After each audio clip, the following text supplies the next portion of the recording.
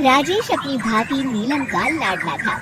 नीलम भी राजेश को अपने बेटे की तरह प्यार करती थी। राजेश, लखनऊ वाले मामा जी ने तुम्हारे लिए एक बहुत अच्छा रिश्ता बताया है।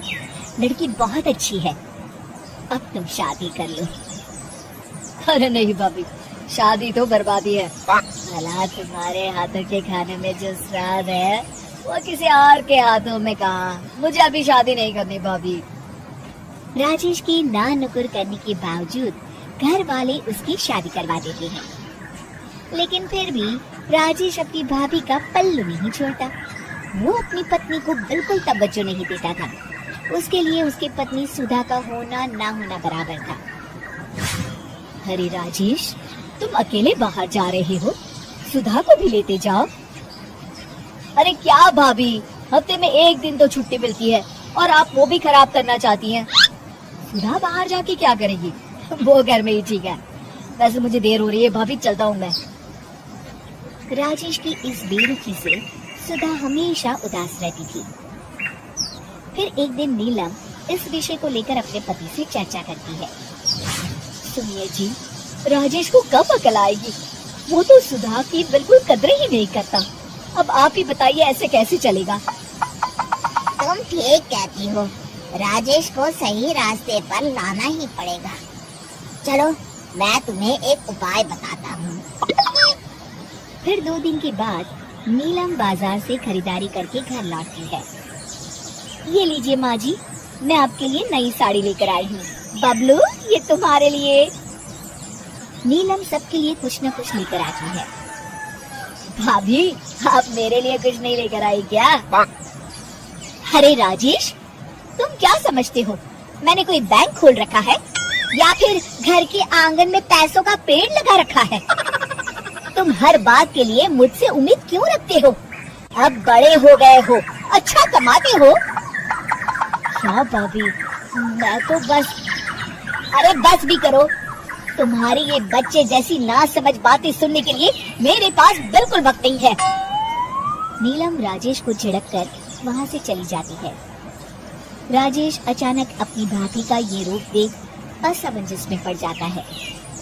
फिर एक दिन नीलम रसोई घर में खाना बना रही होती है कि तभी राजेश वहाँ आता है। भाभी, आज मैंने अपने बॉस से वादा किया है कि उनके लिए आपके हाथों का बना गाजर का हलवा लेकर आऊंगा। आपके हाथ से बने गाजर के हलवे में तो जादू है, जादू। मेरे बॉस तारीफ करते नहीं थकते। प्लीज अब जल्दी से बना दीजिए ना भाभी। नीलम राजेश के ऊपर भड़क जाती है। तुम्हारा दिमाग खराब है क्या? आखिर तुम मुझे समझते क्या हो? इस घर की नौकरानी? जब देखो तब फरमाइश करते रहते हो, भाभी ये बना दो, भाभी वो बना दो। अरे तुम्हारी पत्नी सुधा भी तो इस घर में रहती है, तुम उससे कुछ क्यों नहीं कहते? भाभी, आप इस तरह की बातें क्यों कर रही हैं?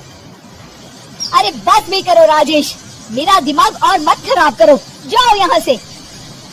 अपनी भाभी का इस तरह बेरुखी भरा बर्ताव देख राजेश को बड़ा बुरा लगता है और वो उदास होकर अपने कमरे में बैठ जाता है। तभी उसकी पत्नी सुधा वहाँ आती है।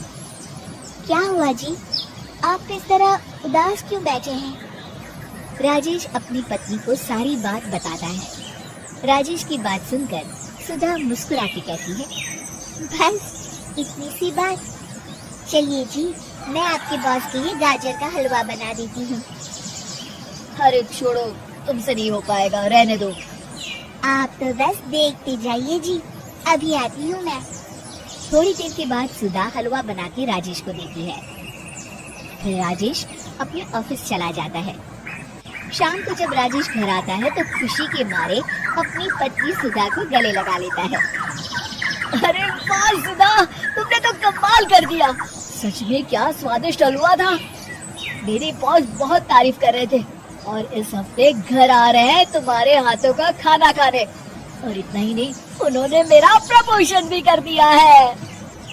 सच? हाँ, मुझे माफ कर दो सुधा, आज तक मैं तुमसे गैरों की तरफ पेश आता रहा। अरे ये कैसी बातें कर रहे हैं जी, मैं तो आपकी पत्नी हूँ। धीरे धीरे राजेश अपनी पत्नी के साथ पूरी तरह घुल मिल जाता है।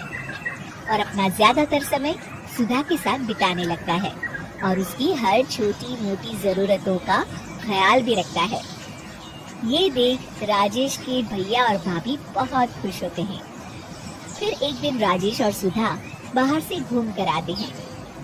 राजेश, सुधा के प्रति तुम अपनी जिम्मेदारी समझो, इसीलिए मैंने तुम्हारे साथ ऐसा बर्ताव किया था। अगर तुम्हें मेरी किसी बात का बुरा लगा हो तो मुझे माफ कर देना। अरे अरे भाभी, ये क्या कह रही हैं? मैं जानता हूँ आप तो मेरे लिए हमेशा अच्छा ही सोचेंगी। आखिर आप वर्ल्ड की बेस्ट भाभी जो है।